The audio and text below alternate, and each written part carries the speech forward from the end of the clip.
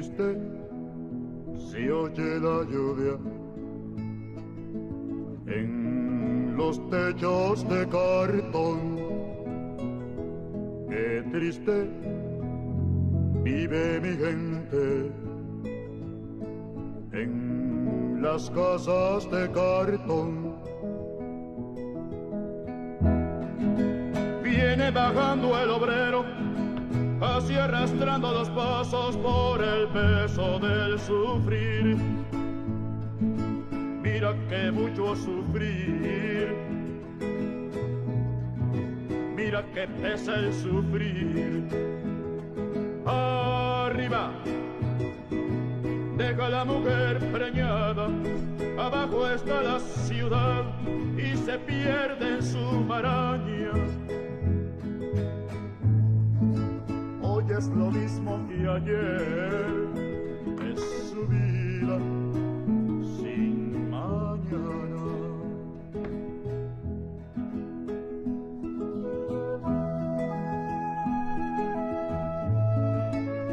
Ahí cae la lluvia, viene el sufrimiento, pero si la lluvia pasa, ¿cuándo pasa el sufrimiento? ¿Cuándo viene la esperanza? Niños color de mi tierra, con sus mismas cicatrices, millonarios de lombrices. Y por eso, qué tristes viven los niños en las casas de cartón. Qué alegres viven los perros, casa del explotador. Usted no lo va a creer, pero hay escuelas de perros y les dan educación. Pa' que no muerdan los diarios, pero al patrón hace años, muchos años, que está mordiendo el obrero.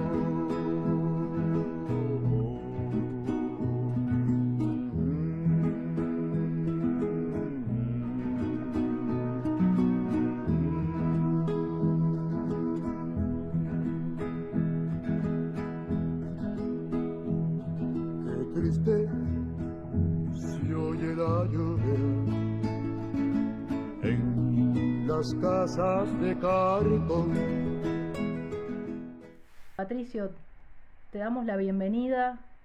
Para los que no lo conocen, Patricio es sociólogo, licenciado en sociología, docente de la UBA, de la Facultad de Derecho. Es integrante también de la corriente de Universidad, Ciencia y Tecnología, Liberación. Es delegado de la Comisión Gremial Interna de FEDUBA en la Facultad de Derecho. Autor de un montón de libros, de artículos, papers. ¿Qué no hiciste, Patricio? Confieso que he vivido, dijo Neruda. ¿Cómo? Confieso que he vivido, Confieso dijo que- Neruda, ¿no? No es poco. Sí, no es poco. Bueno, y especialista en genocidio, ¿no? Ese es tu tema. Sí, de hecho, es la materia que dicto en la Facultad de Derecho de la UBA, que estoy a cargo de la cátedra, se llama Genocidio en Memoria, ¿no? Pero te olvidaste de dos cosas muy importantes de currículum, una que soy militante del Partido Comunista de Argentina y otra que soy el papá de Manu y el compañero de Lili. Pará, y vos te olvidaste de otra, ¿Cuál? del negrito que habita en tu hogar. Por eso, papá de Manu dije. Ah, no, la No, no, negrita, no. Ah, Heine. lo dejaste afuera. Sí, sí, acá está echada haciendo compañía. Perrito de Pato. Bueno, Pato, vamos a meternos ya en lo que nos convoca, que es tu artículo. Recomiendo su lectura a todos. La verdad, la lectura de toda la revista, porque están todos buenísimos los artículos. Son reflexiones desde el marxismo, por supuesto, pero bueno, sobre esta realidad tan extraña, ¿no?, que estamos viviendo a nivel planetario. El artículo tuyo se llama Apuntes de cuarentena, algunas ideas en contexto de pandemia. Sí, Tengo la sensación de que la revista, decime Patricio si me equivoco, es un poco un diálogo con Sopa de Wuhan, ¿no? Porque cuando la lees ves que muchos autores, incluso vos, están respondiendo un poco a Zizek, a Agamben, a sí, Badiou, ¿no? Los citan y se da por entendido que han leído también ese texto, que es formidable, que también lo recomiendo. Está circulando en forma gratuita, son un montón de artículos de los filósofos más importantes, los pensadores más importantes de todo el mundo. Judith Butler, Preciado, Agamben, Zizek, Byung-Chul Han.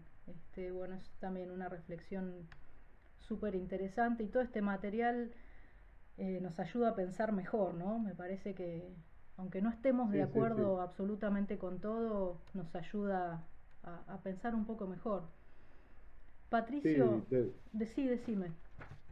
no, que te decía que sí, que indudablemente Sopa de Wuhan es un libro que también es de distribución gratuita y que fue compuesto por una serie de artículos. En realidad fue un armado de una editorial que se animó a juntar todos los artículos que andaban dando vuelta, sobre todo la polémica, centralmente la polémica entre Zizek y Byung-Chul Han, y a partir de ahí una cantidad de autores que están todos interactuando y hablando entre sí, y es insoslayable.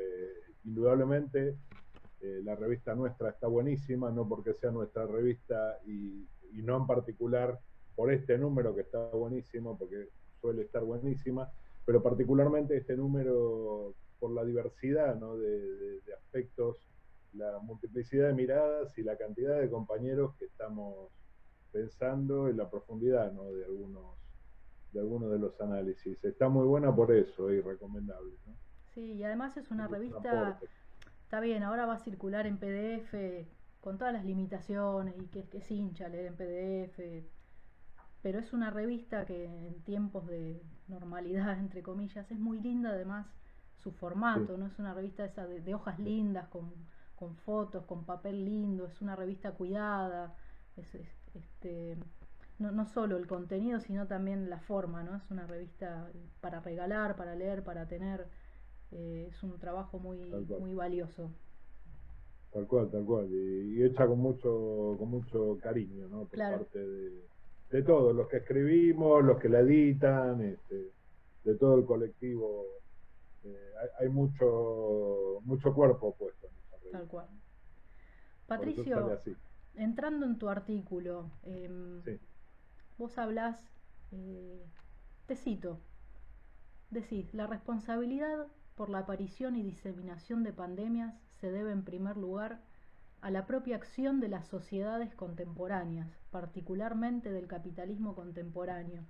Me meto un poquito en el tema del origen de la pandemia, diría de las hipótesis, ¿no? Porque no hay una certeza. Vos nombrás un montón de condiciones que han hecho que se aceleraran las pandemias, que aparecieran, lo detallás muy bien, pero ¿qué pensás vos acerca del origen de esta pandemia? Viste que hay unas teorías conspirativas, que si China se le escapó de un laboratorio el virus, que si Estados Unidos lo inoculó en China, que el mercado de Wuhan y las costumbres culturales han hecho que, bueno, a través del murciélago y la zoonosis, ¿no? Esto se transmitiera a los humanos, o que la tercera edad vive demasiado y había que hacer una limpieza al estilo nazi, ¿no? Viste que hay un montón de hipótesis dando vueltas.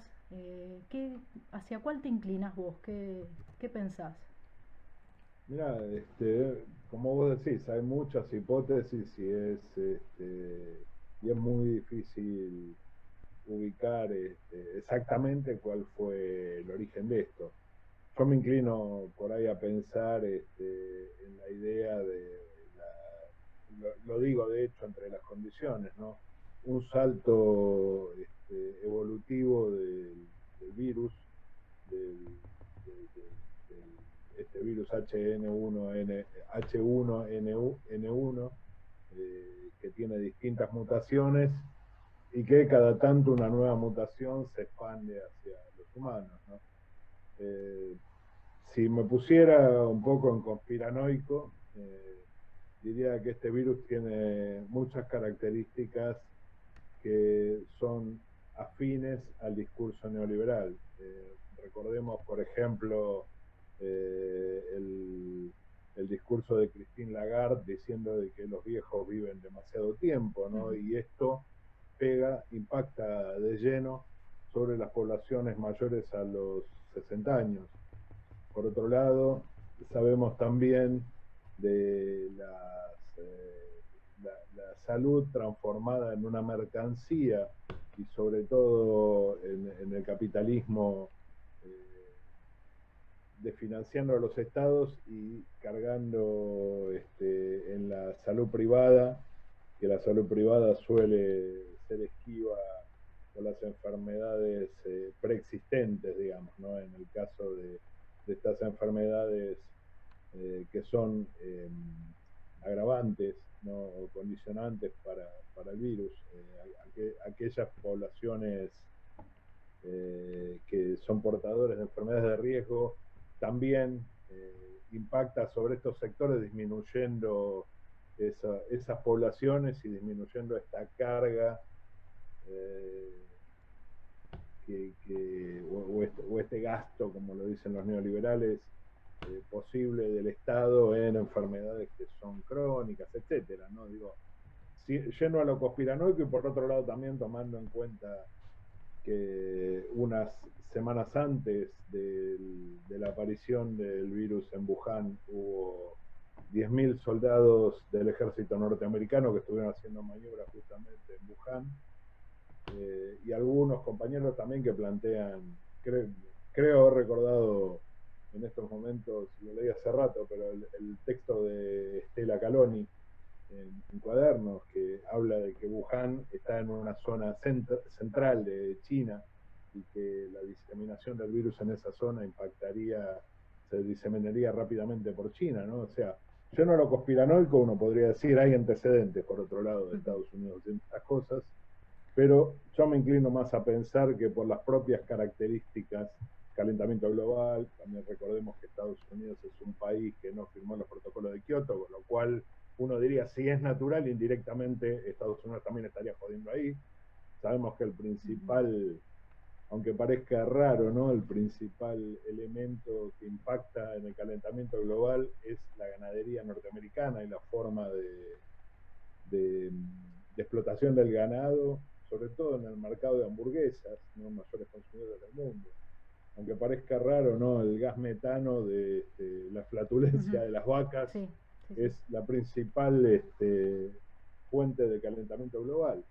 Digo, son cosas que dan para pensar, ¿no? Directa o indirectamente, Estados Unidos y el capitalismo neoliberal está en la avanzada, ¿no? De facilitar la diseminación del coronavirus y de esta tragedia, uno podría decir, que nos está Lo que sería asolando, que terrible si se confirma, ¿no? Alguna, que es difícil que se confirme, pero si se llegara a confirmar alguna de estas teorías conspirativas, las consecuencias de eso serían tremendas, ¿no? Ya sé que la responsabilidad recaiga sobre Estados Unidos o sobre China. Imaginemos solamente por un segundo si fuera Estados Unidos el que inoculó este virus en China, es una abiertamente declarada guerra, ¿no? Es una acción de guerra bacteriológica. Claro. Sí. En realidad bacteriológica no, virológica. Virológica, claro. Sí. Que no es una novedad, ¿no? Es algo que no, claro. ya conocemos. Patricio, aprovecho que que tu tema es el genocidio. Habrás visto en Brasil, ¿no? Lo que está pasando, en Estados Unidos también, por supuesto, pero me parece que Brasil es el antiejemplo, cómo le cuesta a Bolsonaro tomar conciencia, ¿no? De lo dramático que es esto, de que este virus tiene una difusibilidad enorme, que hay un sector de la población que realmente corre un riesgo de vida. Siendo que sos experto en la materia genocidio, ¿podríamos decir que es un genocidio lo que está haciendo Bolsonaro con su pueblo? Bueno, yo vengo trabajando hace rato algunos autores, como un indonesio muy interesante, se llama Siwo Pramono, yo lo he citado en artículos anteriores, en cuadernos. Pramono plantea que hay 3 grados de genocidio. El genocidio en primer grado es aquel genocidio donde hay una enunciación de la voluntad genocida y acciones genocidas. O sea, es cuando uno afirma, un poder hegemónico afirma, tal grupo es digno, pasible de ser exterminado, y se ven las acciones correspondientes. Por ejemplo, el caso paradigmático, el nazismo y los judíos, los turcos y los armenios, la dictadura genocida con los compañeros, ¿no? Acusándolos de subversivos. El segundo grado es cuando no hay una enunciación, pero se ven prácticas genocidas. Por ejemplo, la acción del gobierno brasilero y del gobierno paraguayo en la década del 70 con las tribus amazónicas y el asesinato a mansalva de habitantes originarios del Amazonas para la tala indiscriminada del Amazonas, etcétera, ¿no? Para la explotación. Y el tercer grado, y acá el interés y la novedad de lo de Pramono dice, hay genocidio en tercer grado cuando no hay enunciación, no hay acciones, o sea, no se ven matanzas, pero a la larga se ven muertes producto de políticas que se emplean. En este sentido, uno podría relacionarlo con el concepto de genocidio por goteo de Zaffaroni y afirmar que las prácticas políticas que llevan adelante los estados neoliberales son genocidas. En el caso particular de Brasil lo vemos claramente, ¿no? Pero en general nosotros vemos que lo que apareció acá fue, con el impacto de la pandemia, una cantidad de muertes que se podían haber evitado si no se hubiera desfinanciado la salud pública. Porque, ¿qué es lo que pasa? Leyendo a Pramón, uno puede decir, el neoliberalismo toma la decisión de retirarse de la cobertura de la salud pública. Entonces desfinancia, deja que los hospitales se destruyan, que se pierdan camas de terapia intensiva, todo esto que hemos visto.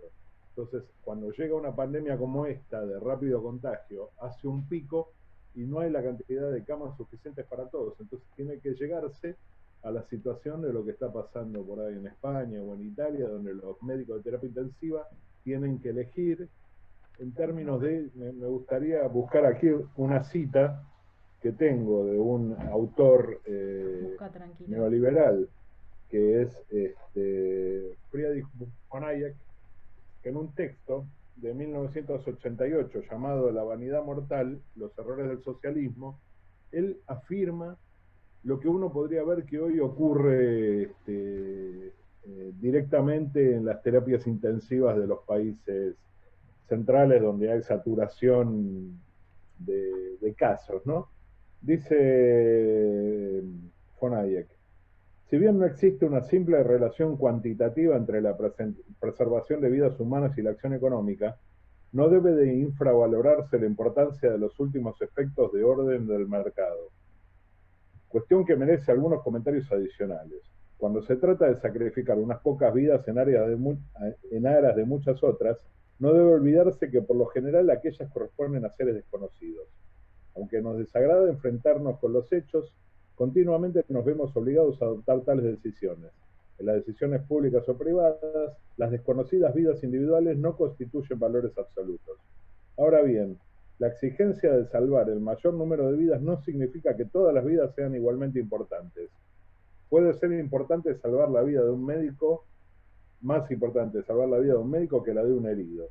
De la vida de un sujeto altamente productivo puede ser más valiosa para la comunidad que la de muchos otros. No es el número actual de vidas que la evaluación tiende a maximizar, sino el potencial flujo de existencias futuras. Lo que está diciendo acá es que no somos todos iguales, que hay vidas que valen más que otras. Ese hijaputismo, si se me permite la expresión, es la esencia del neoliberalismo. Hay vidas que valen más que otras. Y esto se ve en las terapias intensivas con una rigurosa urgencia, ¿no? Sería como una versión, en vez del sálvese quien puede, sálvense quien yo elijo que debe salvarse, ¿no? Totalmente, porque no todas las vidas tienen el mismo valor, como dice este médico, ¿no? Von Hayek, perdón. Sí. Y los médicos en terapia intensiva tienen que estar decidiendo. Entonces, deciden, por ejemplo, abandonar a los ancianos, a los que tienen patologías preexistentes, para salvar a aquellos que no tienen tanto riesgo por ahí, ¿no? Porque tienen mejores condiciones de salud. Hace unos Al mismo días... tiempo deciden, Ujú. ¿cómo? No, te iba a decir, pero Deciden, termina, perdona, no te quería pisar. deciden salvar a quienes pueden ser salvados y no a quienes Claro. necesitan ser salvados, digamos, ¿no? Te decía que hace unos días vi por la tele, no sé si lo habrás visto, una nota que le hacían a una médica chilena, viste que en Chile la situación, bueno, se descontroló y, y la médica lloraba muy angustiada y decía, ojalá Dios me ilumine para decidir bien a quién tengo que ponerle un respirador y a quién no. No sé si tuviste oportunidad de ver ese testimonio. Sí, sí, lo vi y el caso chileno me impacta particularmente porque tengo amigos y Ujú. hasta tengo un gran compañero y primo viviendo allá en La Recoleta. Este, si está viendo, le mando un beso grande allá yo. Eh, sí, lo he visto y bueno, es esto, ¿no? Que la situación en la que terminan colocando a los médicos. Terminan colocándolos en terminar de decidir, según estos criterios, qué vida merece ser salvada y qué vida no. Tal Y cual. ahí podemos agarrar para el lado de Agamben, ¿no? Y pensar que concepto de nuda vida, ¿no? Y este tema del estado de excepción tiene su correlato necesariamente, digamos, en las terapias intensivas, ¿no? El tema de decidir cuáles vidas merecen ser salvadas, son dignas de vivirse y cuáles no. Y esto también lo relaciono con otras cuestiones que también cito en el artículo, a Gamben, que habla de la extensión este, del estado de excepción, Te ¿no? iba a A través de preguntar los mecanismos de... justamente sobre ese tema que vos lo citás a Gamben y que decís que esta crisis, él dice, ¿no? Que esta crisis puede ser aprovechada por los gobiernos para extender este estado de excepción y avanzar sobre las libertades individuales, ¿no? Me parece que en este momento también me gustaría saber qué pensás. Hay como una línea muy delgada entre lo que es el control estatal y el cuidado estatal, ¿no? Se desdibuja en algunos momentos. Te cuento, me acuerdo cuando empezó la pandemia, no sé si lo habrás visto, mostraron un simulacro en China. Era un simulacro, no era un acto real, de un muchacho que pasaba por alto un peaje en una autopista, ¿no? Se suponía que estaba contagiado, entonces hacía un simulacro los chinos de cómo proceder en ese caso, ¿no? Para cuidar, porque si esa persona se escapa al control, es un diseminador del virus, además en China, ¿no? Y yo me acuerdo Sí, bueno, cuando vi esa escena, dije, qué bueno, qué organizados que están. Y los medios acá decían, bueno, el totalitarismo chino, el control, cómo es el la ciberinvestigación. ¿Qué pensás de esto, de esta delgada línea, ¿no? Que hay entre cuidar y controlar? Si esto después de la pandemia va a ser utilizado también o no. lo estoy pensando en dos sentidos mientras me lo preguntas, ¿no? Un sentido, insoslayablemente, cuando uno piensa en estos temas, y máxime hablando de Agamben, piensa en Foucault, ¿no? Y Claro, cómo Foucault estudia que las políticas públicas al comienzo eran políticas de registro para salud y para vigilancia y castigo, ¿no? Cómo ahí está todo relacionado, el control poblacional está al mismo tiempo, tiene este doble carácter, ¿no? Por un lado la salud pública, por otro lado la vigilancia y el castigo, ¿no? La salud pública en otro sentido, ¿no? La salud social. Y, y el otro tema que pensaba es también la dualidad que uno puede encontrar en las políticas públicas en nuestro país, ¿no? Porque me acuerdo en estos días con este muchacho George Floyd y todo lo que está pasando en Estados Unidos. Nosotros tuvimos un Luis Espinosa y estamos todos hablando de George Floyd y cómo impactó esto, sí, pero también tenemos nuestros casos acá, ¿no? Entonces, pensando en esto, pienso en la doble política estatal en relación, incluso en el mismo territorio, en la provincia de Buenos Aires, el control militar que se establece en la Villa Azul y la Tierra de Nadie, que es el Nordelta, donde pueden salir a desfilar con los autos protestando contra la cuarentena, ¿no? Cuando en realidad en la Villa Azul no están violando la cuarentena, y en Nordelta sí, o la marcha de allá en el obelisco, ¿no? Cómo se permiten este tipo de, livianamente, ¿no? Este tipo de expresiones de las clases medias, y cómo las clases populares se las reprime violentamente y se las coloca Parece bajo que en control este policial aspecto del también Estado. hubiera una selección, ¿no? Totalmente, bueno, es las clases, ¿no? Nosotros creemos en la Claro. lucha de clases, y en esto también tiene expresión la lucha de clases.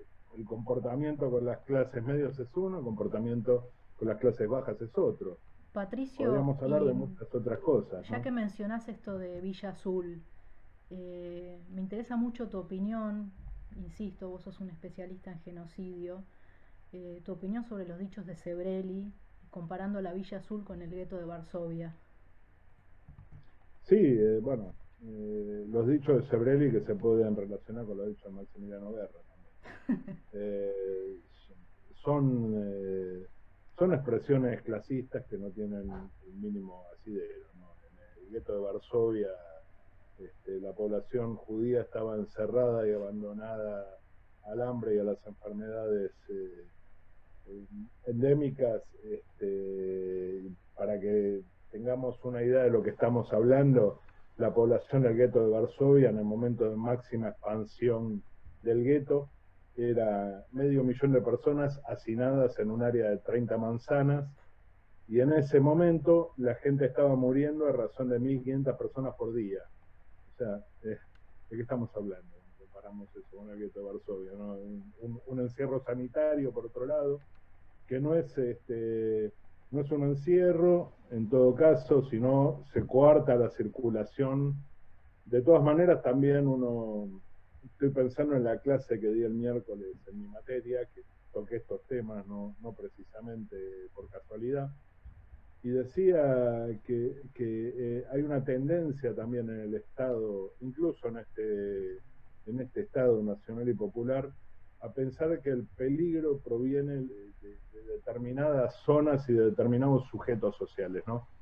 Yo hice el ejercicio de preguntarle a mis alumnos: piensen en el sujeto peligroso, ¿no? El sujeto al que le tenemos miedo nosotros como ciudadanos, denme la descripción. Y una compañera hizo la descripción a sabiendas, ¿no? Porque ella me dice: este es el sujeto construido del joven de los barrios populares, ¿no? Me dice: Claro. Jovineta, Gorrita. gorrita, el estereotipo, ¿no? Como en los 70 era joven, barbudo, que andaba con libros abajo del brazo, Tal cual. ahora es el joven con jogging y con gorrita. Y esa construcción también funciona en el cerco alrededor de la Villa Azul, y no en Nordelta, ¿no? Estas construcciones son construcciones de clase, son construcciones clasistas, en un Estado que es clasista, porque que sea un Estado nacional y popular no deja de ser un Estado capitalista, por ende un Estado clasista. Por lo tanto, hay una mirada sobre el sujeto popular, digamos, que sigue siendo una mirada de clase. En el caso del Estado que tenemos hoy en día, quizá uno podría decir es hasta paternalista la mirada que hay. Pero esta construcción de sentido no se cambia. Sin embargo, Patricio, hace unos días Alberto Fernández, no sé si lo escuchaste, dijo una expresión muy fuerte y hasta te diría que muestra una falencia teórica importante cuando dijo un capitalismo en el que ganemos todos, como un capitalismo sin clase, o sea que toda la clase es ganadora cuando justamente por definición el capitalismo es que para que uno tenga otro tiene que ser explotado. No sé si escuchaste, Sí, sí, sí, creo la que fue escuché, y en la última de, conferencia, ¿no? de hecho en mi muro de Facebook puse una morada diciendo que el título de mi próximo libro va a ser Capitalismo donde ganemos todo y otras fantasías, ¿no? Este, digo, se corresponde también con cierta mirada que hay yo diría, con la profundidad del charco, ¿no? De lo que se está hablando, cuando se vincula, que lo ha hecho Cristina también en el foro de Claxo, vincula el comunismo al consumo y no a la producción, ¿no? O a la distribución de los medios de producción. Claro. No se sabe muy bien de lo que se está hablando en el fondo, digamos, ¿no? Hay una mirada eh, por ahí utópica, porque como bien vos decís, en el capitalismo no podemos ganar todos, es una Pero ni pasada corta. siquiera, Patricio, porque utópico por ahí a mí me da la impresión de que remite a algo cercano al ideal, ¿no? Uno tiene una utopía, algo que es difícil de alcanzar, pero que uno se dirige, como decía Galeano, ¿no? La utopía nos sirve, aunque no sea para Para alcanzarla, caminar. para caminar. Pero en este caso, me parece que un capitalismo en el que ganemos todos ni siquiera es una utopía, es algo teóricamente y fácticamente imposible porque el funcionamiento mismo del sistema no hace posible que ganen todos, tiene que haber explotados y explotadores, o sea, es técnicamente imposible esa... Pero lo que pasa es que tenemos que pensar también que se está emitiendo desde un espacio político que cree en la conciliación de clases, por lo Claro, tanto no cree en la explotación, cree que es posible que todos los hombres seamos hermanos, mientras algunos explotan a otros, digamos, ¿no? No coincidimos ahí en la mirada. Sí vos decís, coincidimos por ahí en... Sí, vos decís en tu artículo justamente que el capitalismo es esencialmente genocida, ¿no? Y que es un modo de sí, producción en el que no hay lugar para todos. sí, Señalás que unas, no sé, 27.000, 30.000 personas mueren de hambre por día, ¿no? Ahí sí. otra vez asociás la figura de genocidio ya no a Bolsonaro, a la salud, a algo puntual, sino al sistema mismo, ¿no? Sí, es que el sistema capitalista ha llegado a un punto hoy en día, y según el último informe de la Oxfam, donde 2.153 personas tienen el mismo volumen de riqueza que 4.600 millones, lo que representa el 60% de la población mundial. 2.153 personas tienen la misma riqueza que el 60% de la población mundial. ¿De qué estamos hablando? Eso es el capitalismo. Nada de lo que nos pintan. Yo a veces me enojo, ¿no? Con algunos amigos y cuando me hablan de capitalismo bueno, cuando me hablan de terceras posiciones y cosas por el estilo, les digo, eso es como un helado de salami, no tiene existencia real. Uno puede imaginarlo, pero no existe en la vida real, digamos, en el mundo real. En el mundo real ocurre esto, ocurre que 27.000 personas se mueren de hambre por día porque hay 2.153 personas que acumulan una riqueza igual a la del 60% restante de la población mundial.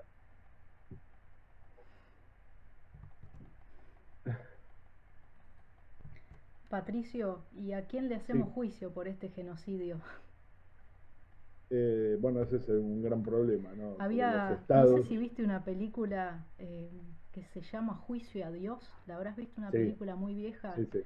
que cuento así No es rápido tan vieja, para el, no tan vieja, 20 años tendrá, sí, 15, 20 15, años 20 tiene, años, sí. un grupito de judíos en un gueto, en un campo, No, no, miento, en un campo de en, en, concentración, ¿no? en campo de concentración de Auschwitz Ahí y va, es en el momento inmediato de la liberación, ¿no? Que le llevan... ahí va. El grupito este se reúne y deciden hacerle juicio a Dios, por eso la película se llama Juicio a Dios. El tema es a quién le hacemos juicio, ¿no? Por estas vidas que son evitables, ¿no? Estas muertes, mejor dicho, que son evitables, ¿no? Yo te voy a contestar también con una escena de una película, una gran película de un gran camarada como fue Bernardo Bertolucci, la película Novecento, el Claro, momento donde se le hace el juicio al patrón, y espectacular. dicen, sí, y dicen, el patrón ha muerto, no hay que matarlo porque el patrón ha muerto, es eso. Nosotros no somos revolucionarios porque queremos enjuiciar y acabar con la vida de alguien. Somos revolucionarios porque queremos acabar con un sistema injusto y que no se mueran 27.000 personas de hambre por día mientras otros acumulan la riqueza del mundo, porque por este camino va a llegar un momento donde van a ser millones los que van a morir de hambre diariamente y van a ser dos o tres tipos los que tengan la riqueza de la totalidad del mundo, ¿no? ¿Te Digo, acordás lo que queremos nosotros, ¿cómo? te acordás de esa escena de Novecento que está, creo que está el patrón eh, contándoles a sus empleados que no sé, que les va a reducir el salario, que no va a haber salario, no sé, contándoles. Sí, sí, sí, me acuerdo. Y uno de ellos, para no escucharlo más, ¿no? Como simbolizando no te quiero escuchar más, se corta una oreja en la cara del patrón. ¿Te acordás de esa escena? Se corta la oreja y se la pone en la mano al Sí, patrón. Sí, sí, extraordinario, sí, es tremendo. extraordinario. Sí, es una película de una carga simbólica muy Sí. fuerte, y también de una belleza fotográfica y escénica hermosa, es esa película realmente. Sí, sí, me acuerdo. Yo citaba este tema del juicio al patrón justamente porque de la única manera que podemos acabar con estas injusticias es acabando con el capitalismo, no hay otra manera. Las reformas son momentáneas y no son suficientes. Mucho menos creer que existe un capitalismo bueno o que en el capitalismo, si acomodamos las cosas, este, eh, no se me ocurre la metáfora y no quiero ser grosero, ¿no? Pero Sí. hay un dicho que dice, un chiste que dice si nos organizamos, ¿no? Eso no pasa en el capitalismo. Hay que acabar con el capitalismo justamente, y construir una sociedad justa y fraterna, para que se acabe con estas injusticias y con esta mal distribución y con estas cuestiones de que, además de explotación irracional del medio ambiente, que generan que cada tanto, cada vez más frecuentemente, tengamos estas pandemias debido al cambio en las condiciones ambientales, justamente, ¿no? Patricio, ¿crees que el capitalismo esté en su fase final? Viste que en Sopa de Wuhan se establece, ¿no?, esta discusión, sobre todo entre Zizek y Byul-Chul Han.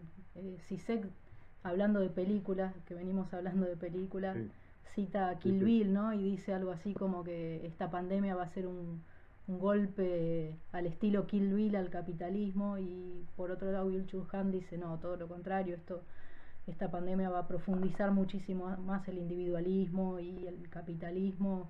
¿Qué pensás vos? Estamos en la fase final, ¿no? Está bien que estamos en un terreno medio de hacer predicciones, ¿no? No es un pensamiento muy serio, pero Sí, bueno, sí, sí. obviamente, pero bueno, ¿qué pensás vos al respecto? Si yo hablase desde mis ganas de que ocurran cosas, estaría con Zizek. Pero, digamos, yo soy una marxista, soy un marxista leninista, y estoy convencido como leninista por un lado que la organización y como marxista por otro lado que la lucha de clases son lo que van a definir esto. Si yo me guío por lo que conozco de la historia y por los análisis, justamente acá me había hecho algunos punteos, eh, nosotros estamos sumidos en, quizás, según los economistas, una crisis que ya superó con creces a la del 2008, es una profundización en realidad de la crisis de 2008, y algunos autores se atreven a hablar de que esta crisis va a superar la crisis del 30.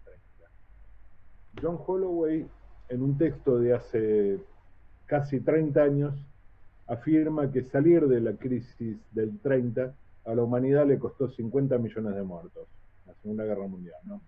Sabemos que las guerras, en particular las guerras mundiales, son un espacio de gran destrucción, de ejército industrial de reserva, como lo llama Marx, ¿no?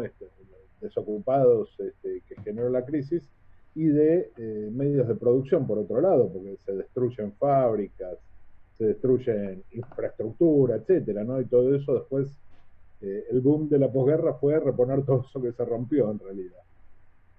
Si nosotros nos guiásemos por lo que me indica la razón, digamos, me atrevería a pensar más, tener más presente a Kondratiev y a Mandel, ¿no? El capitalismo ha vivido muchas crisis a lo largo de su historia y siempre ha demostrado una flexibilidad tremenda y una capacidad para reinventarse y reformarse de tal manera de poder seguir profundizando la explotación.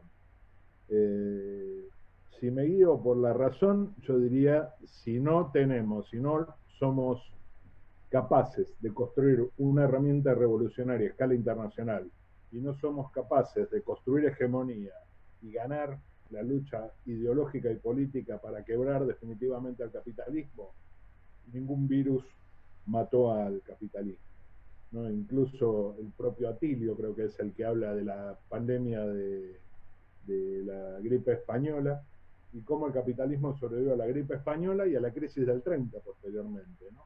Sí. Por lo tanto, digamos, a mí me parece que lo de Zizek es como esos tipos que festejan la carrera que ganaron y 10 metros antes alguien los pasa y le ganó la carrera, ¿no? Y bueno, él es Digo, el rockstar de la filosofía, le gusta, me parece, también sí, es su estilo un poco provocativo, ¿no? Y yo no soy filósofo, soy militante político sobre claro, todo, digamos, más allá de sociólogo, digamos. Entonces tengo que tratar de pensar con elementos que a mí me permitan transformar la realidad. Por otro lado, teniendo en cuenta la tesis 11, ¿no? claro. Si yo me dedicase a interpretar el mundo, haría unas prognosis hermosas, haría prognosis y haría evaluaciones como las que hace, por otro lado, José Pablo Feynman diciendo este virus es socialista. Maravilloso escuchar eso. Hmm. Lástima que impacta en aquellos sectores que están desprotegidos justamente, porque los sectores que trajeron el virus sí son los sectores más acomodados de la sociedad porque son los que han podido viajar al exterior, como dice el compañero Pedro Can, el virólogo importante. Nosotros vamos al virus, no es que el virus nos viene a buscar. Entonces, lo han importado los sectores más acomodados de la sociedad, pero se difumina mucho más rápido y más intensamente en los sectores que tienen menos condiciones económicas para enfrentarlo. Aquellos que están hacinados, aquellos que no tienen condiciones de higiene porque no tienen agua potable o no tienen posibilidad de comprar lavandina y alcohol, o están con la salud debilitada y no tienen ni prepaga ni obra social, entonces deben recurrir a la salud pública que está deteriorada por 4 años de neoliberalismo, ¿no? Entonces, No es tan otra vez, socialista el virus, podríamos decir. Que no es tan ¿cómo? socialista el virus, como dice José Pablo No, Feynman. justamente es capitalista y es neoliberal este virus, ¿no? Reafirma lo que venimos diciendo, reafirma todo esto. Es porque además, por esto que yo te decía, si jugamos un poco a la conspiranoia, ¿no? Parece un virus diseñado en el FMI, porque afecta a los Sí, sectores de la población que requieren del gasto social del Estado, tal cual. de la inversión social del Estado. Justamente, lo que quiere el FMI es que se saneen las cuentas públicas, que haya equilibrio fiscal, que cese el gasto público, y este virus pega a los sectores que más necesitan del Estado. Entonces uno diría, parece diseñado en un laboratorio neoliberal este virus. Pero, nuevamente, yo Si es soy así, entonces la científico. vacuna no va a aparecer nunca, ¿no? Si esa No, teoría es... bueno, por otro lado, hay países socialistas que están luchando contra el virus, ¿no? Esto Claro, también se ve la solidaridad del gobierno chino enviando sí, enseres a todo el mundo, la solidaridad del pueblo, del gobierno y del pueblo cubano exacto. con los médicos cubanos, ¿no? Hasta en esto el mundo es diferente y yo diría ni Sisek ni Byung-Chul Chan, ¿no? Mm, Porque ahí hay lucha de clases. Hay países como Estados Unidos donde Trump quiere comprarle a un laboratorio alemán la droga para quedársela a ellos y que se salven solo los yanquis. Y hay una Cuba que recibe un barco británico que nadie quería recibir con contagio de coronavirus o que manda médicos a donde los piden porque esencialmente el socialismo es solidario, Y ¿no? viste, sin El embargo, socialismo. que acá hubo una reacción adversa en cuanto a los médicos cubanos. No sé si estuviste al tanto, Sí, los sí, medios de sí. comunicación reaccionaron. ¿Y para qué? Si acá hay, si van a mandar tipos que ni siquiera son médicos, ¿para qué necesitamos una cosa de rechazo a una acción solidaria o, o- o lo tildaron de propaganda comunista, ¿no? ¿Qué pensás al respecto? Son los mismos medios que blindaron durante 4 años a los neoliberales, son los mismos medios que durante la dictadura militar decían en acción caen 5 subversivos cuando se referían a una familia con sus 3 hijos menores de edad, incluyendo un bebé de meses. Claro. Son esa basura los medios de comunicación. Y por otro lado, te digo, hay sectores que se oponen a la llegada de los médicos y hablan, ¿no?, de los espías cubanos y todo ese delirio conspiranoico, y son los mismos que hicieron un cacerolazo contra el comunismo. Yo me río, ¿no?, porque soy militante del Partido Comunista de Argentina. En la década del 90 hubo un escriba del Pentágono llamado Francis Fukuyama, que escribió que estábamos muertos y enterrados, y ahora resulta que somos el enemigo de Trump, el enemigo de Bolsonaro, el enemigo de los caceroludos que salen con esto de la ¿cómo es que lo llaman? Infectadura. Infectadura. ¿No? Bueno, Ayer hace un mes había... atrás, en una entrevista que le hizo Fontevecchia a Alberto Fernández, la podés googlear, porque está en YouTube, dijo: muerto el comunismo, nos queda buscar un capitalismo no sé cuánto. Pero dijo esa expresión, muerto el comunismo. Sin embargo, parece que no está tan muerto, ¿no? Que el fantasma sigue recorriendo las calles. Sí, totalmente. Si estuviésemos muertos no estarían agitando todo el tiempo.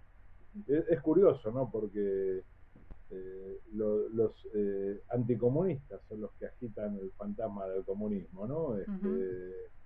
Nos hacen propaganda, les deberíamos agradecer, porque existen gobiernos de todo tipo. Existe Alberto Fernández diciendo el comunismo muerto, y queremos un capitalismo donde todos ganemos, y sin embargo fogonean los cacerolazos diciendo no queremos el comunismo, ¿no? Sí.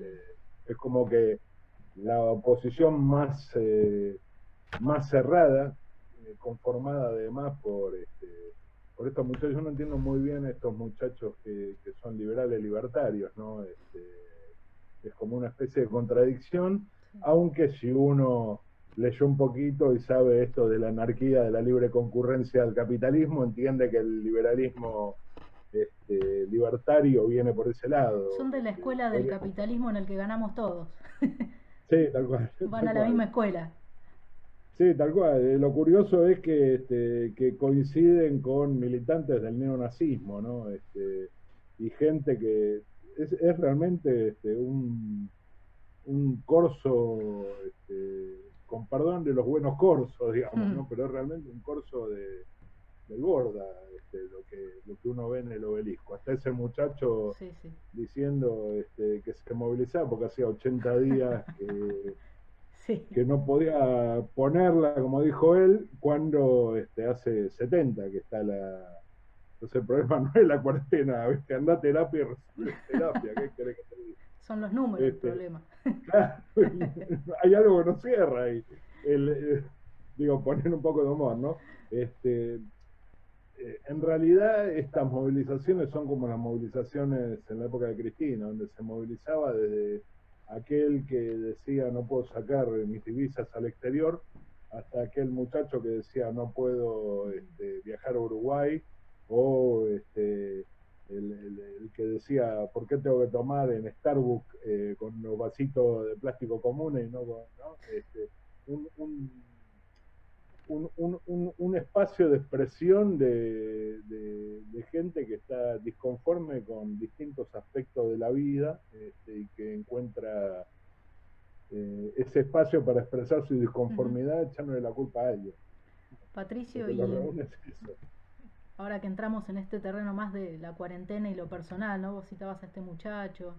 Me gustaría, y con esto ir cerrando, para después ver si hay alguna pregunta de la gente que está participando. Le damos un poquito de espacio también a los que nos están escuchando. Me Sí. gustaría preguntarte ya en un plano personal, bueno, ¿cómo llevas vos las medidas de Alberto Fernández? Si estás de acuerdo, si no, ¿cómo llevas el confinamiento? Vos sabés que ayer salió una nota en página 12 muy linda que la recomiendo no sé si lo conoces, a Paul Preciado, el filósofo trans, el autor No, de Texto Yomki, ¿lo ubicás? no, no. Bueno, es un filósofo especialista en teorías queers, que está bastante de moda, como al estilo de Judith Butler. Y escribió una nota que la verdad es una página literaria, recomiendo que lo lean porque es hermoso.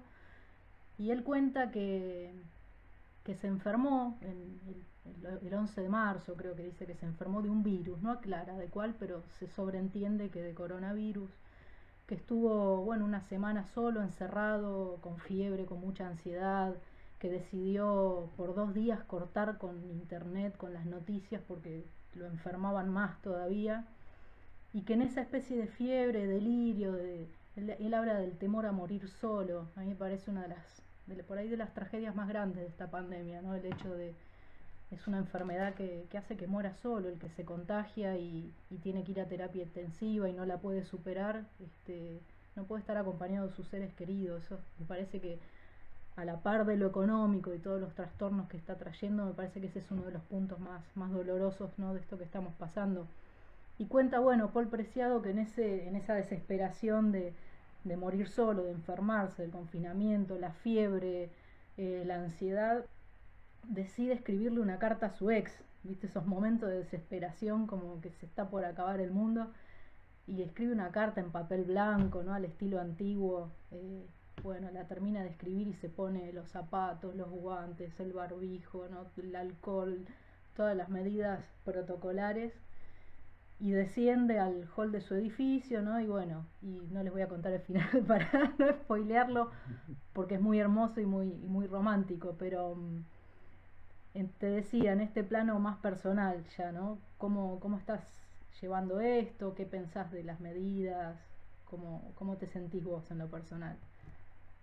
Mira, llega por momentos, yo ayer decía en chiste, este, buen Lunman Mier Jue Bier Sab Dom, ¿no? Porque ya es como que me siento, no sé, siguiendo con las películas, ¿no?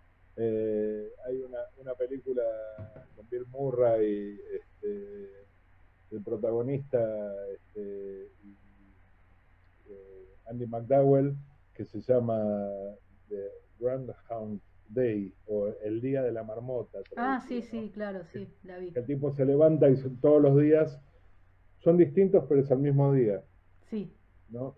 Me siento y un poco encima así. con la misma canción, que es horrible, es una pesadilla levantarse todos los días igual, y encima Sí, con esa canción. sí, con Sonny Cher, Oh,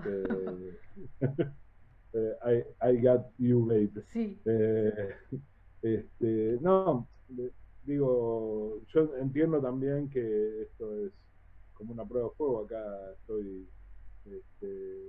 acá a 1 metro mío está mi compañera Lili, y esto ha fortalecido mucho la relación. Entiendo también que hay muchas parejas que se han deteriorado porque la convivencia cotidiana desgasta, digamos, ¿no? ¿estás de Esto ya acuerdo con llevamos, las medidas de Alberto? ¿Seguís iba a ir a eso, estrictamente ¿no? la cuarentena, más o menos? Iba a ir a eso. Yo vivo en el corazón de la ciudad de Buenos Aires, ¿no? Estoy prácticamente a 10 cuadras del centro geográfico de la ciudad de Buenos Aires, en un contexto de expansión de la pandemia. En estos momentos es cuando está elevándose el contagio. A mí me parece una locura la, la, la, la flexibilización de las medidas, justo en este momento. Me parece que forma parte de las políticas del PRO, que son criminales. Lo que no entiendo Sí. es el acompañamiento del gobierno nacional, ¿no?, en esto. Lo digo en este sentido porque sabemos que el PRO aprovechó República de Cromañón para darle un golpe institucional a Aníbal Ibarra.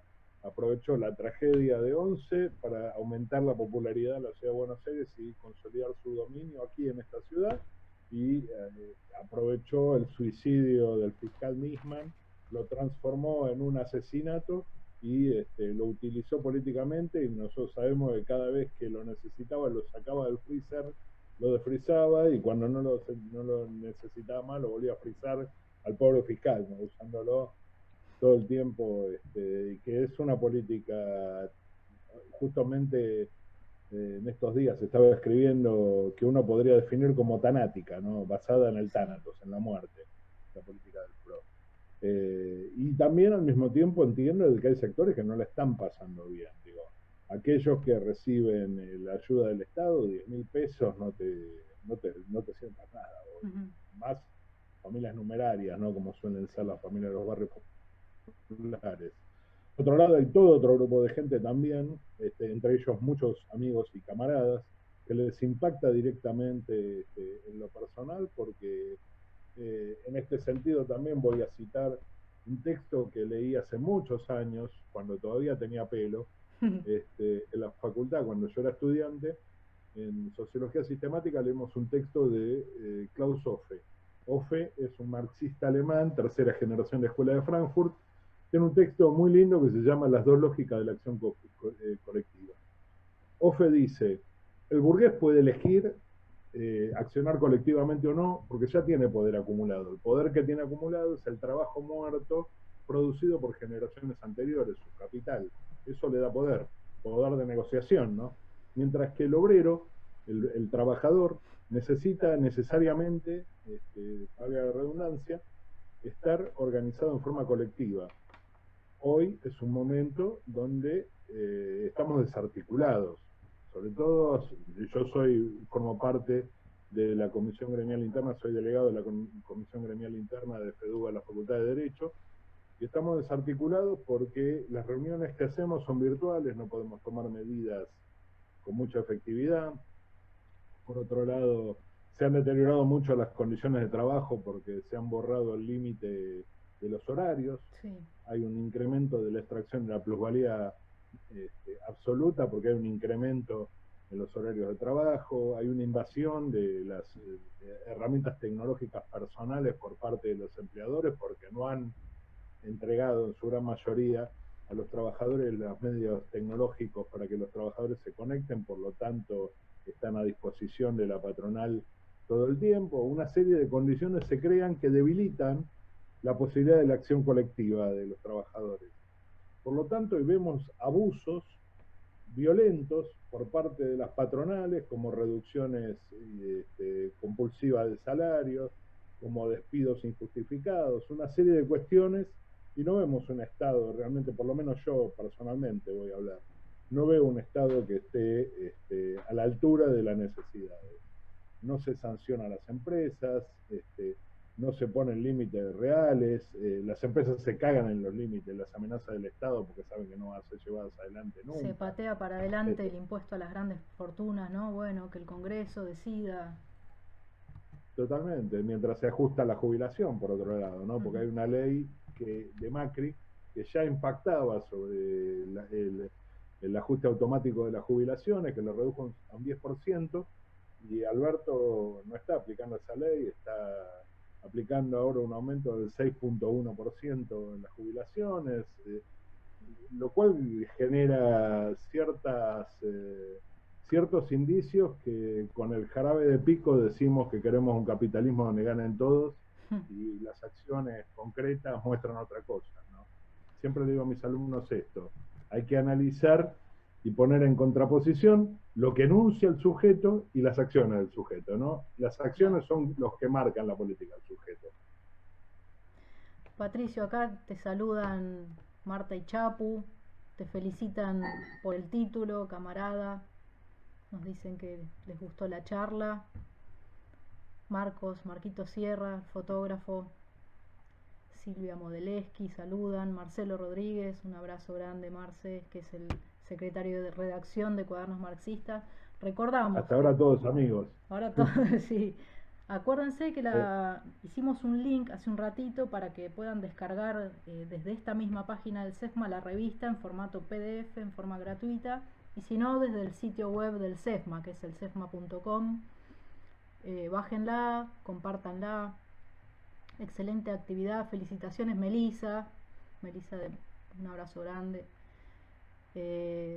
Siguen las felicitaciones. Estoy buscando a ver si hay alguna pregunta que alguien te quiera hacer para transmitirte, porque vos no ves ahí, ¿no? Las No, no, preguntas. no, no se estoy pudiendo Acá ver. Jorge Ávila dice, cierto, de los 600 o más medios que tiene Clarín, por fuera de eso hay un par de programas y algún canal, no en todos los horarios, que tiene otra mirada. Jorge Ávila dice esto. Sí, Jorgito, un gran compañero, nos conocimos en la Fede, mirá lo que te digo, Mirá. hace algunos años. Graciela Ponce, un placer escucharte, Patricio. Acá dicen, es probable que muchos países inicien un proceso de desglobalización para condicionar el regreso a casa de multinacionales que aún tienen capitales estatales para paliar el desempleo que generó el COVID. Esto lo dice Julio Inser. Marco Sierra, es por ello que generar, apoyar, sostener nuevos espacios de comunicación popular es imprescindible para dar batalla. Marcos es uno de los que está en primera línea ahí haciendo fotos en la 31, es el que... Marco fue amenazado Sí, por hacer fotos en la 31 y sí. estar mostrando lo que pasa. Un gran compañero, Marco. Graciela Ponce grita, el día de la marmota. Excelente análisis, Melina Rosenstock. Ale Mayolder, maravilloso. Saluda a Camilo también por ahí. Oh, el gran El Camilo. gran Camilo. Este es el pequeño Camilo todavía. No, no, pero digo, es grande Sí. en el afecto. Te saluda Silvina Girotti. Te felicita Berenice Alba. Hernán, gran abrazo para Pato. Bueno, no hay preguntas. Si alguno quiere hacerle alguna pregunta a Patricio, es ahora o calle para siempre. ¿Vos, Patricio, querés hacer algún otro comentario? Sí, Si no, vamos en cerrando. realidad tengo un montón de cosas para decir, ¿viste? El tema es que el tiempo es limitado. En Y estamos principio ya quería sobre el agradecer final, pero bueno, podemos sí, sí. estirar 5 minutitos más. Quería, en principio, agradecer los saludos a todos y todas quienes han enviado saludos, a Marta, a Chapu, a Marcos, a Graciela Ponce, Son muchos más, que fue, tenemos casi 50 personas conectadas qué bueno. desde nuestro SESMA virtual. Un saludo así general a todos y particularmente también quería agradecer el saludo de Silvia Modeleski, que es la responsable de que estemos hace 23 años junto con Lili. Muy bien. Acá SESMA Matanza saluda y la Asociación Sí, de Taxistas de Capital también, los muchachos que también están ahí en la calle arriesgando y trabajando. totalmente. Un saludo grande al Pájaro, secretario de ATE, de ATE, de ATC, y al resto de los compañeros. No, quería hacer algunos comentarios en relación a este tema de profundizar un poquitito, ¿no? En esto que hablábamos del teletrabajo y el cambio en las condiciones laborales hoy. Hay una polémica, ¿no? Porque está presentando, en estos momentos se está discutiendo una ley de teletrabajo. El tema es, yo lo pienso cuando se habla de la vuelta a la normalidad, ¿no? Y estoy pensando en un texto que leí hace poquito de Humair Jaque, que es un norteamericano que escribe un texto llamado El suicidio de Estados Unidos, donde muestra al principio de la pandemia, es un texto de mediados de abril más o menos, muestra el cambio que venía habiendo en las condiciones laborales en Estados Unidos y habla de esto que nosotros hoy conocemos como uberización. Mm. Y sobre todo con el tema de la vuelta a la normalidad. Dice, a la normalidad no se va a volver porque los puestos de trabajo que se están destruyendo hoy en día no se van a recuperar, dice. Lo que se va a construir o a conseguir luego de la pandemia con la reconstrucción van a ser puestos precarios. La Y OIT lo que a mí habló me de asusta, pronosticó un 30% de desempleo poblacional. Jaque habla de, bueno, yo actualicé un poco las cifras que tiraba Jaque con las cifras actuales. En Estados Unidos ya hay cerca de 50 subsidios, pedidos de subsidio por Sí, desocupación en 70 días. Jaque habla que la población, la fuerza laboral de Estados Unidos es de 165 millones de personas. O sea, la PEA en Estados Unidos son 165 millones de personas. 50 millones de subsidio de desempleo implica un impacto del 30% de desocupación. Él habla de una caída del 16% de la actividad productiva que se espera, ¿no? Y dice que es similar a la crisis del 30. O sea, estamos hablando de una crisis profunda Pero del además ya capitalismo. no una crisis localizada en un país, una crisis a nivel No, planetario. es una crisis mundial, Claro. totalmente. La crisis del 30 también fue mundial, ¿no? Porque Sí, tuvo sí. un impacto en la economía de todo el mundo. El tema es las posturas de Zizek, a mí me hacen acordar a las posturas de Kautsky y los catastrofistas, ¿no? Ante la crisis del 30 se derrumba todo. La respuesta fue el nazismo, ¿no? Claro. Y la Segunda Guerra Mundial, Claro. y el surgimiento de los fascistas. Pato, Hoy en acá te día estamos... preguntan si podés nombrar de nuevo al autor que nombraste al principio de los 3 niveles de genocidio. Mariano Dobniewski te pregunta esto. Sí, el autor se llama Siswo Paramono. Bueno, después lo escribimos por ahí en la página Sí, porque le voy a no tirar de las orejas a Mariano porque fue alumno mío en la materia de Derecho. lo mandé al Que frente. me mande Bueno, que me mande un mensaje después. escribe también Martín Daniese. ¿Sabés quién es Martín Daniese? Sí, sí, lo conozco, Martín, claro que sí. El muchacho que fue Compañero que baleado en fue la protesta en la embajada víctima de de la Venezuela, violencia policial defendiendo la puerta de la embajada de Venezuela. que lo apodamos Sí. Martín Balazo después de aquel episodio. Excelente exposición y aportes para el imperioso y urgente debate en vistas a una nueva y compleja etapa, dice Martín. Gracias, Martín. Bueno, Pato, vamos a ir cerrando. Escriben Dale, más, querido. no tenemos mucho más tiempo. Marcelo Ulloa, felicitaciones. Valeria Herrera, La Tempestad, un temón, el teletrabajo, dice acá Valeria Herrera. Mis saludos, Nuria. Bueno, Pato, vamos a ir cerrando para no hacer esto tampoco demasiado pesado. Es domingo, ¿no? Ya hay que relajar un poquito. Te quiero agradecer enormemente, Gracias, sobre todo la paciencia que tuviste estos días, que hicimos un par por de favor. pruebas, ¿no? Porque fuiste el conejillo de indias de este SESMA virtual que inauguramos contigo. Así que te Por favor. agradezco un montón tus aportes que son siempre tan claros, tan valiosos. Le agradecemos Gracias. también a todos los que nos acompañaron, que fueron un montón. Algunos los nombramos, otros, bueno, no pudimos, no hay tiempo de nombrar a todos.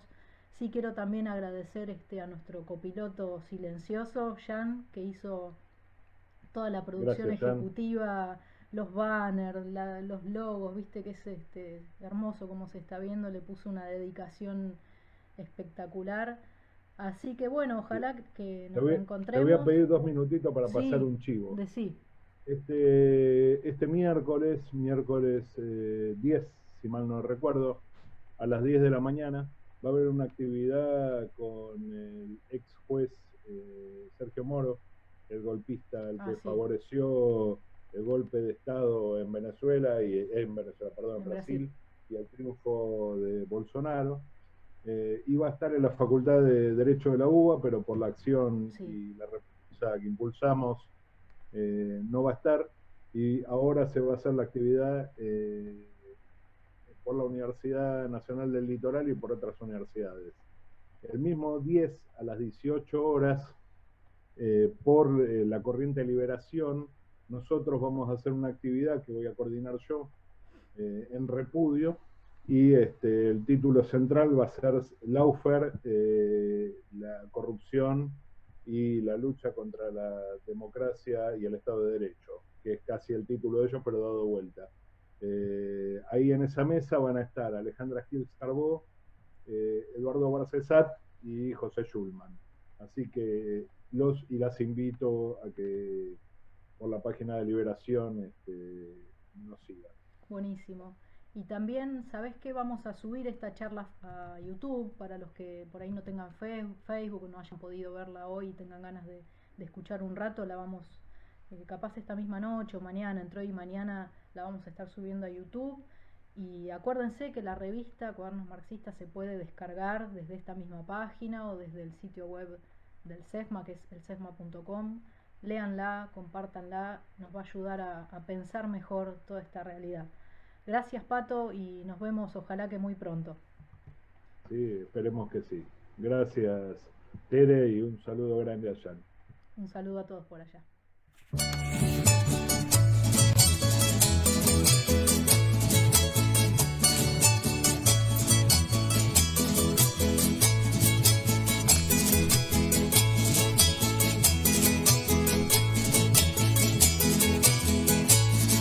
Usted me ha perdonado, yo no sé filosofar, pero lo que se me sobra me basta para pensar que me tiene jorobado. Ya de tanto trabajar, usted me ha perdonado, yo no sé filosofar.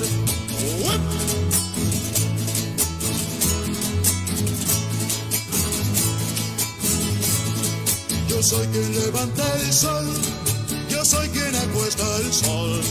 Y yo lo soporto en el lomo, pa' que usted viva mejor. Usted me ha perdonado, yo no sé filosofar.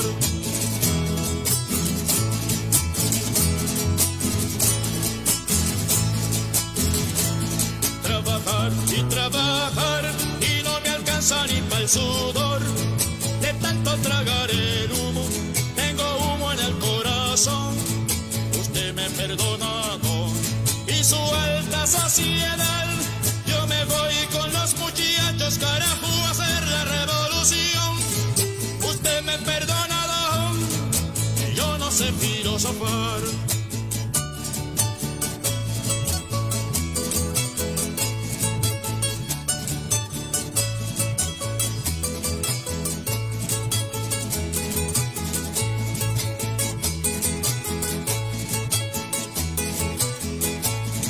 Yo soy quien levanta el sol, yo soy quien acuesta el sol.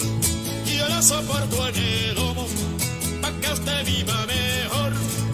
Usted me ha perdonado, y yo no sé filosofar.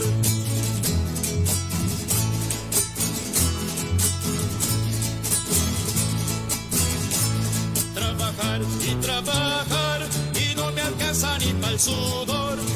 De tanto tragar el humo, tengo humo en el corazón. Usted me ha perdonado, y su alta saciedad, yo me voy con los muchachos, carajo, a hacer la revolución. Usted me ha perdonado, yo no sé filosofar.